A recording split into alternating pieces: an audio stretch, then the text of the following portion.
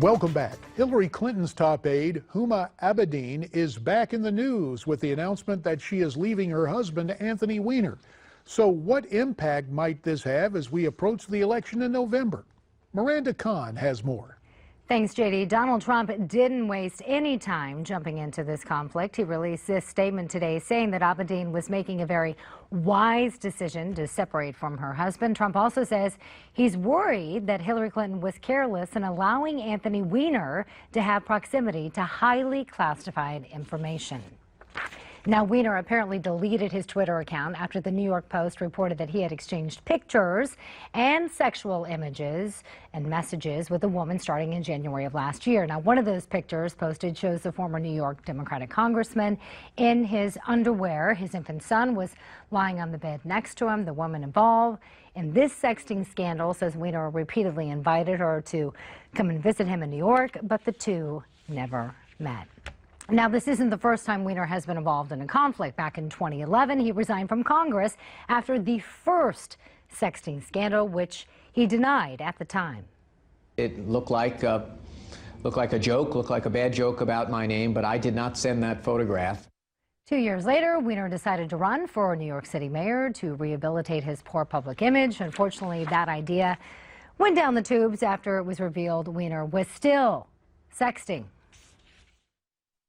I have said that other texts and photos were likely to come out, and today they have. As I've said in the past, these things that I did were wrong and hurtful to my wife and caused us to go through many challenges in our marriage. Weiner claimed now he went to therapy and his wife forgave him. I love him. I have forgiven him. I believe in him. And as we have said from the beginning, we are moving forward. But it appears after this latest scandal, Abedin has now decided to separate. She released this statement today saying that she and her husband will continue to do what's best for their son. She also asked for privacy. JD, back to you. Thanks, Miranda. For more on this story, we're pleased to be joined by political commentator and radio talk show host Allyn Root. You may recall Wayne put his hat in the ring for president as a libertarian back in 2008, eventually accepted that party's vice presidential nomination. Wayne, of course, also the author of Angry White Male, How the Donald Trump Phenomenon is Changing America and What We Can All Do to Save the Middle Class. So, Wayne, let me ask you, will this story about Huma Abedin be a distraction to Hillary Clinton in her campaign?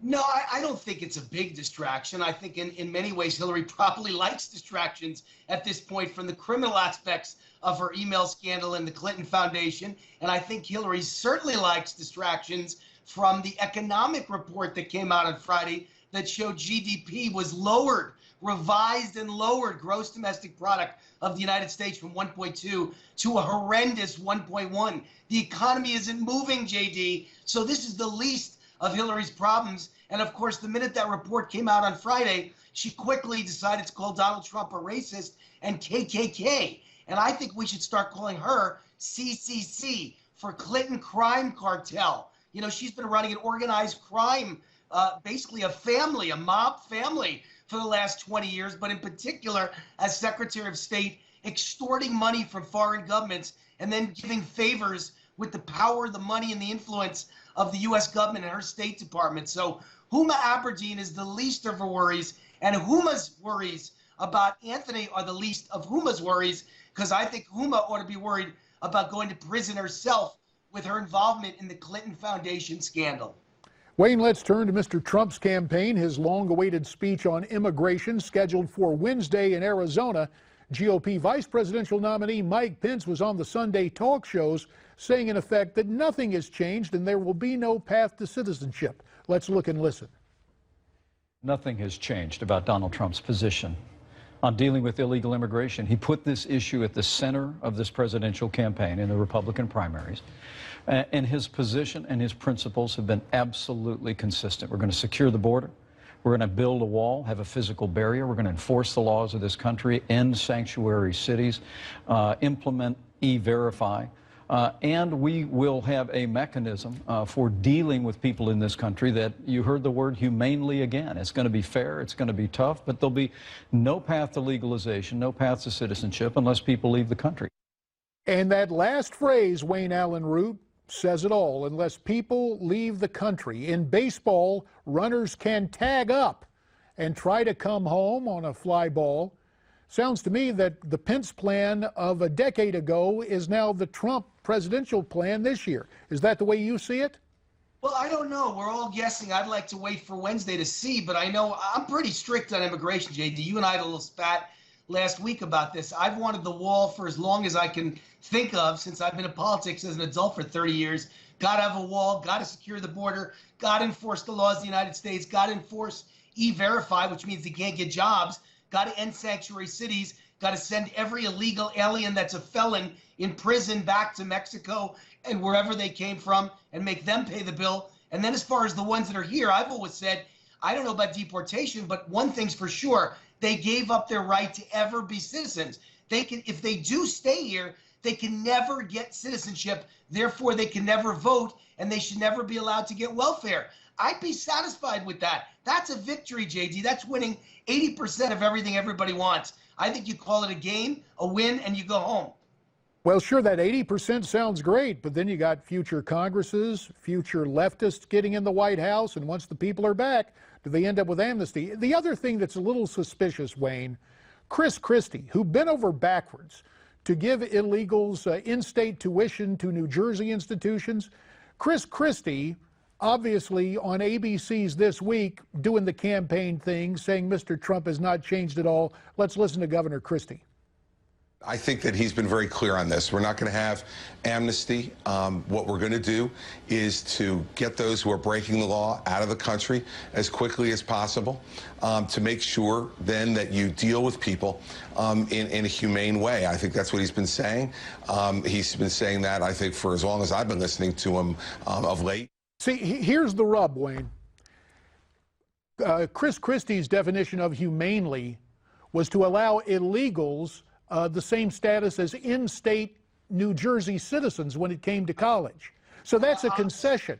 That ain't being humane, and if it is in fact, as Rudy Giuliani said, that Trump has been listening to Chris Christie, this can be problematic.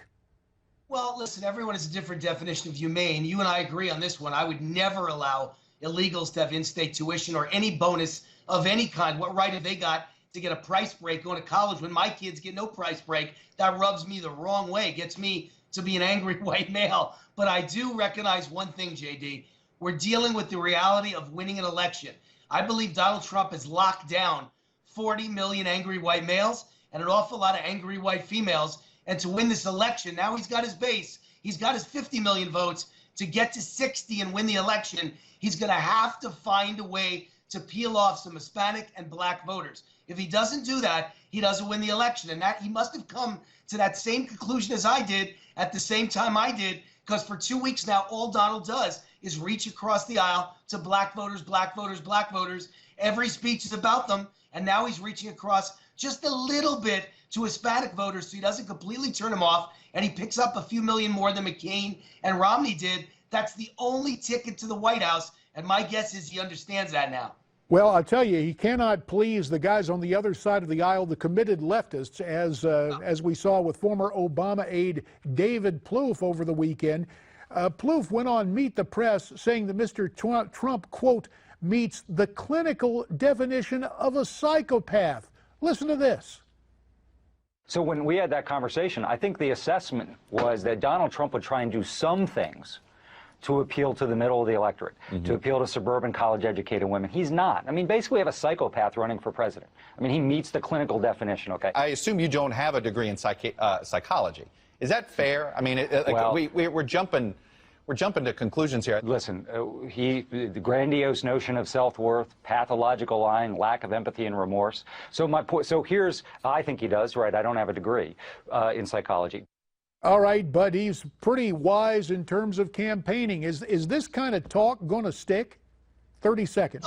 No, I don't think it'll stick. It's typical. It's typical Saul Alinsky philosophy. Whatever you see when you look in the mirror, accuse the other guy. And so Hillary's the psychopath. Hillary's going to spend her whole life with her husband lying to protect a sexual predator, lying with the Clinton Foundation, lying with the emails. Where's the $6 billion missing at State Department? So accuse the other guy of being an egomaniac and a psychopath and a criminal and a thief. And of course, anything you've ever done, accuse them. That's typical Democratic philosophy. And try and distract the public, JD, from the 1.1% gross domestic product that was caused by Obama's policies that Hillary swears will be her policies, a third term of Obama, disaster for America. She's got to distract because she has no answers of her own. She creates gross domestic poverty. That's what Obama and Hillary's Wow, the new GDP. I like that. Wayne Allyn Root, author of Angry White Male, how the Donald Trump phenomenon is changing America and what we can all do to save the middle class. Our thanks to Wayne.